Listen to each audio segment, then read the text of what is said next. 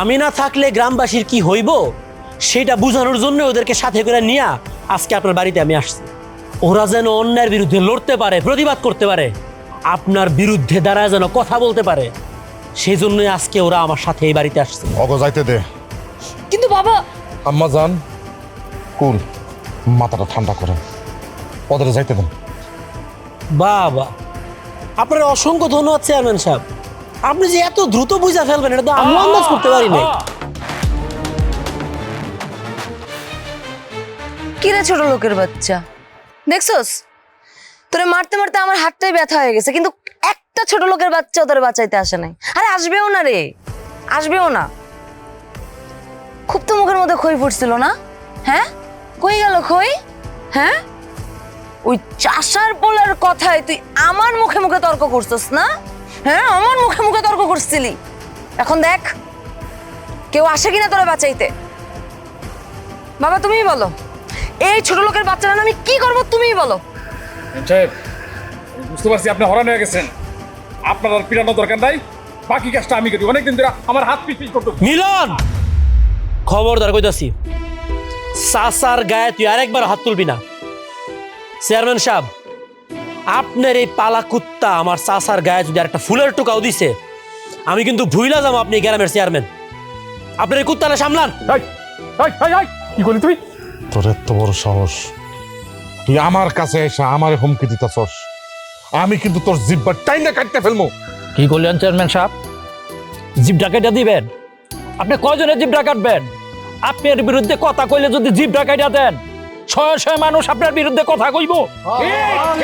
বাবা দেখছো, সবগুলো ছোট লোকের বাচ্চা এসে তোমার মুখের উপর প্রশ্ন ছুড়ে মারতেছে। কত বড় সাহস! তুমি খালি একবার আমাকে অনুমতি দাও, সবগুলোর দেখো আমি কি অবস্থা করি।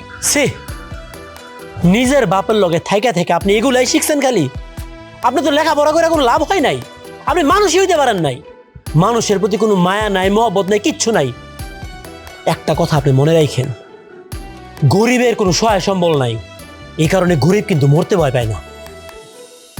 চেয়ারম্যান সাহেব, আপনি বহু বছর পর্যন্ত এই গ্রামের সহজ সরল মানুষগুলারে ডর দেখায়া, ভয় দেখায়া অনেক অত্যাচার করছেন, অন্যায় করছেন। আজকা থেকে না এই মানুষগুলার ভেতর থেকে ডর ভয় কিন্তু বাইরে গেছে। আর জানেন তো, একবার ডর ভয় বাইরে গেলে কি হয়? মানুষ কিন্তু তখন আর কোনো বাধা মানে না। ও আচ্ছা, আমি তাহলে বুঝতে পারছি, তুই হলি আসল কালপিট। তোর আশকারাতে ওরা এই জায়গায় এসে আমার মুখের উপর কথা বলতেছে। আরে ওরা তো জানে না তুই যদি না থাকস অগ অবস্থাটা কি হইব। আপনি ঠিকই কইছেন, আমি না থাকলে গ্রামবাসীর কি হইব সেটা বোঝানোর জন্য ওদেরকে সাথে করে নিয়ে আজকে আপনার বাড়িতে আমি আসছি। ওরা যেন অন্যের বিরুদ্ধে লড়তে পারে, প্রতিবাদ করতে পারে, আপনার বিরুদ্ধে দাঁড়ায় যেন কথা বলতে পারে, সেই জন্যই আজকে ওরা আমার সাথে এই বাড়িতে আসছে। এই মানুষগুলো শিখা গেছে নিজের অধিকার কিভাবে আদায় করতে হয়, অন্যায়ের প্রতিবাদ কিভাবে করতে হয়, এটা এই লোকগুলা শিখা গেছে। আপনি যদি আর কোনোদিন অন্যায়ভাবে এই লোকগুলোর উপরে আঘাত করেন, তাহলে আপনি কিন্তু প্রস্তুত থাকেন, এই লোকগুলো কিন্তু আপনার উপর আঘাত করবো। হ্যাঁ হ্যাঁ হ্যাঁ, আমি ঠিক কথাই কইছে। এরপরে যদি কোনোদিন আমগো উপরে কোনো অত্যাচার করেন, আমরা মুখ বোঝা সহ্য করুম না, প্রতিবাদ করুন।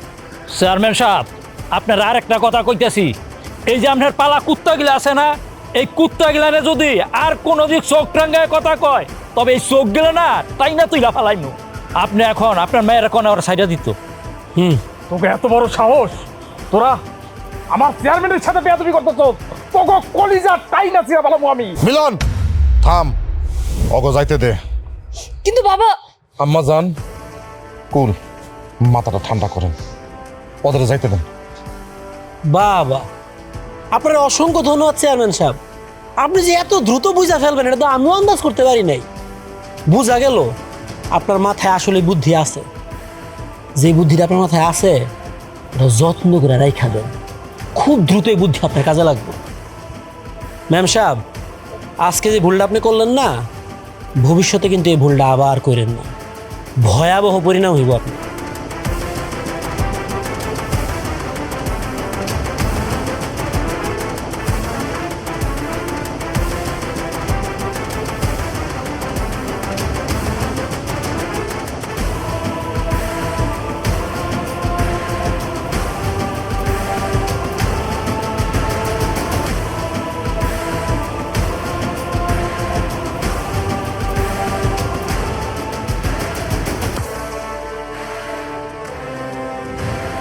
কালকে সকাল থেকে এই সব চাষার বাচ্চার আমার জমিতে কাজ করার বন্ধ।